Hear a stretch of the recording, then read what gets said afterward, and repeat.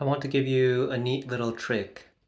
You can call it a mind hack, a life hack, just a simple way to shift your thinking, right? 180 your thinking. Whenever you get trapped, right? You get trapped in like a thought loop, right? A cognitive loop, right? Just when you think the same thing over and over, right? Whenever you get trapped in that loop, I want to give you this. I'd like to call it my ultimate cognitive tool. But I like to call it flip your thinking. I'm not the one who made it. It's been done. This idea has been around for millennia. It's a very old idea. So, as an example, right? Like, let's say you want to do something, right? What's the cost of doing this, right? What's the cost of going scuba diving, right? What's the cost of taking a vacation? What's the cost of learning how to firefight, right? What's the cost of doing this, right? But if you flip it,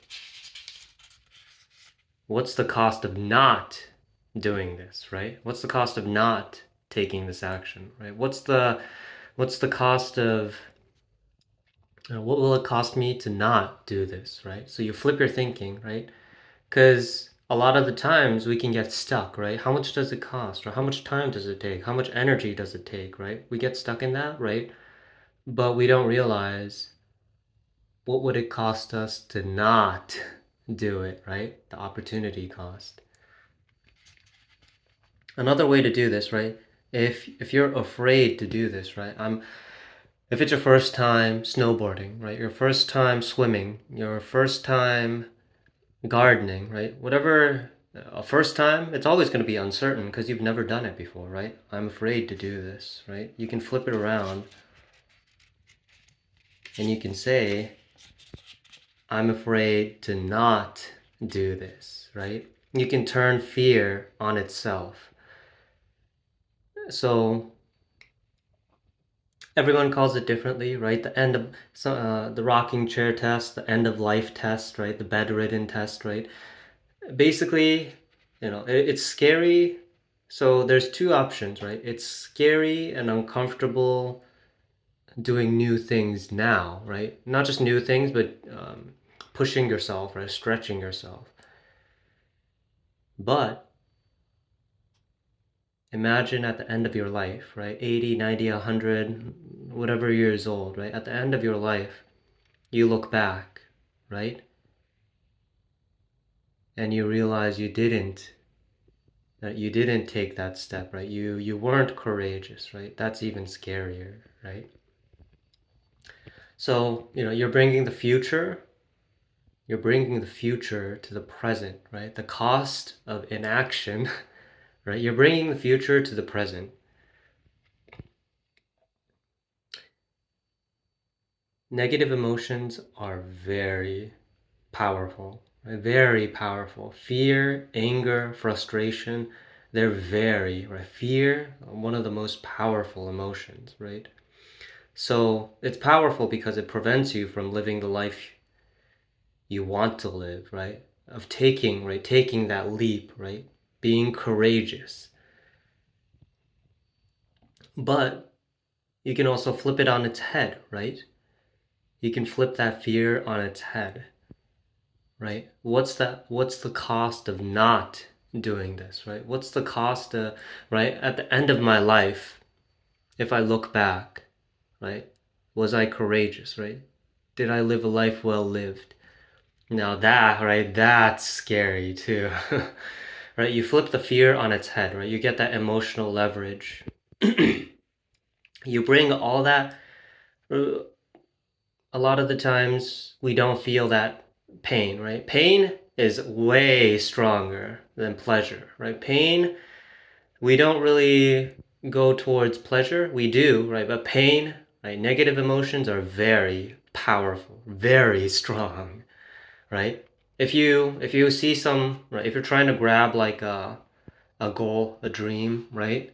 You don't. There is motivation, right? But pain, running away from pain, is a lot stronger, right? If you feel the pain, you're gonna right? Motivation, you don't need motivation, right? If you feel the pain, you don't need motivation. You're gonna do it, right? You're gonna get out of the pain, right? If you put your hands in fire, you're gonna take it out, right? There's no question.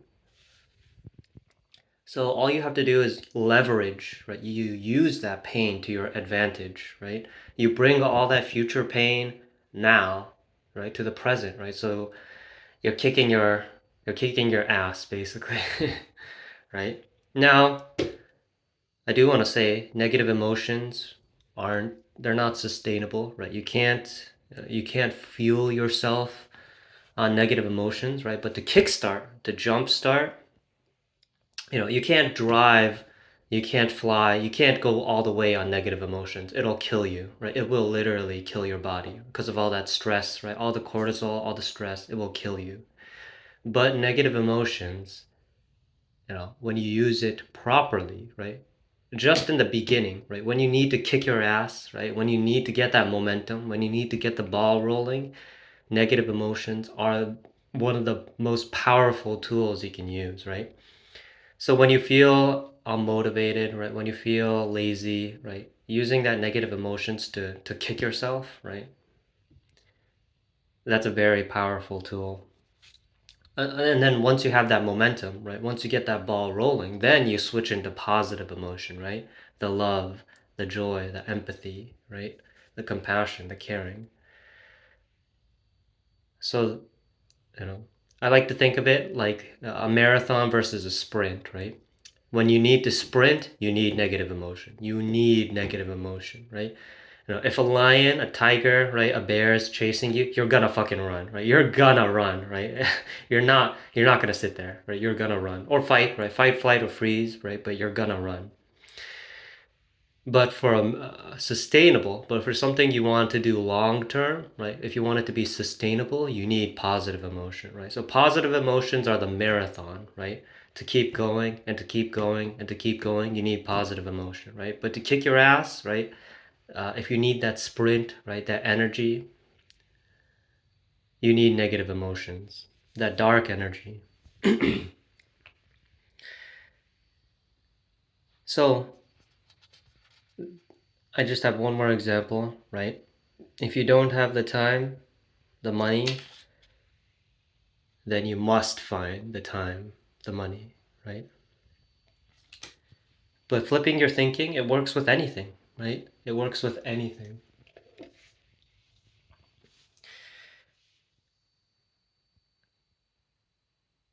In spiritual teachings, a lot of the times you flip your thinking, right?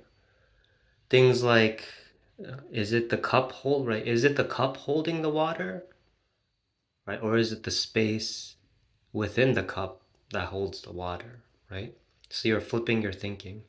You're always looking at, so you're looking at it's like looking at the positive and the negative, right? Or those optical illusions where you look at the white part and then you look at the black part, right? You're just flipping. You're just flipping your thinking. You're looking at the part that you don't usually pay attention to, right? If you're always looking at the right part, you want to look at the left part. If you're always looking at the up part, you want to look at the down part. So you're always just flipping your thinking, right? It's a really, if you make this a habit, right, to flip your thinking, oh my gosh, it's one of the most powerful cognitive shift tools you can use.